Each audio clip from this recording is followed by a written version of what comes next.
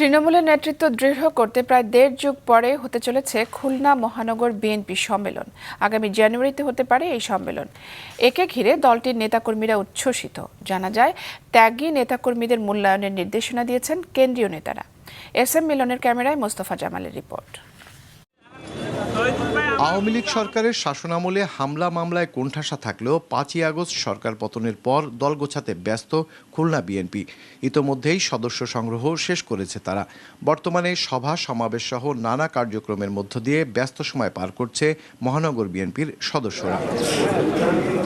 Word থানা পর্যায়ের সম্মেলনের মধ্যে দিয়েই দল পুনর্গঠনের দিকে নজর দলটির। আর এসব কমিটি গঠন প্রক্রিয়ায় গণতান্ত্রিক চর্চায়ও সচেষ্ট তারা।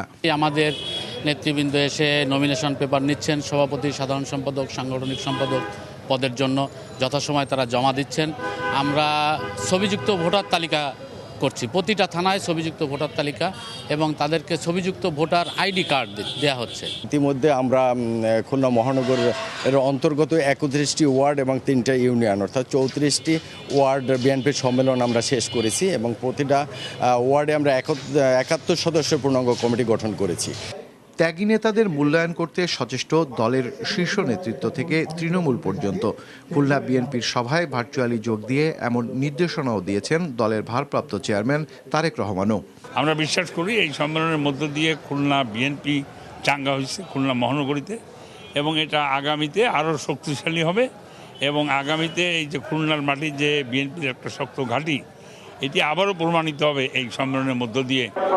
বিভিন্ন কারণে দলের বাইরে থাকা নেতাকর্মীদেরও দলীয় কর্মকাণ্ডে সম্পৃক্ত করে ঐক্যবদ্ধভাবে আগামী নির্বাচনে লড়তে চায় বিএনপি, বলছেন কেন্দ্রীয় নেতারা।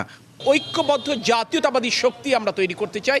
যেই ঐক্যবদ্ধ জাতীয়তাবাদী শক্তি ছাত্র জনতার যে গণঅভ্যুত্থানের মাধ্যমে ফ্যাসিস্ট সরকার পালিয়ে গেছে বাংলাদেশ থেকে, সেই ছাত্র জনতার আকাঙ্ক্ষার নতুন বাংলাদেশ গড়তে সমর্থ হবে। আগামী জানুয়ারি মাসে মহানগর বিএনপির সম্মেলন করতে চায় কেন্দ্র। আর এর মধ্যে দিয়েই দলের ভেতর ও বাইরে থাকা নেতাকর্মীরা সম্পৃক্ত ও সক্রিয় হবে, ঘুচবে সকল বিভেদ, আশা তৃণমূলের।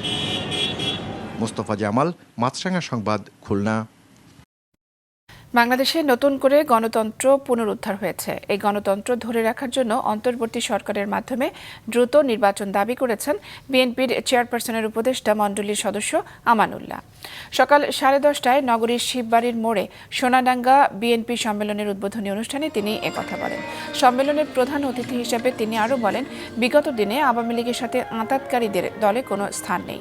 বিভিন্ন কারণে দলের যেসব সদস্য নিষ্ক্রিয় রয়েছেন তাদের সক্রিয় করতে সকলকে চেষ্টা করতে হবে। সেই সাথে আন্দোলন সংগ্রামে পরীক্ষিত তরুণ নেতাকর্মীরাই আগামী বিএনপির নেতৃত্ব দেবে। ফ্যাসিস্ট সরকারের কোনো দূষর বিএনপির জায়গা পাবে না এবং দল ঐক্যবদ্ধ, ঐক্যের বিকল্প নেই।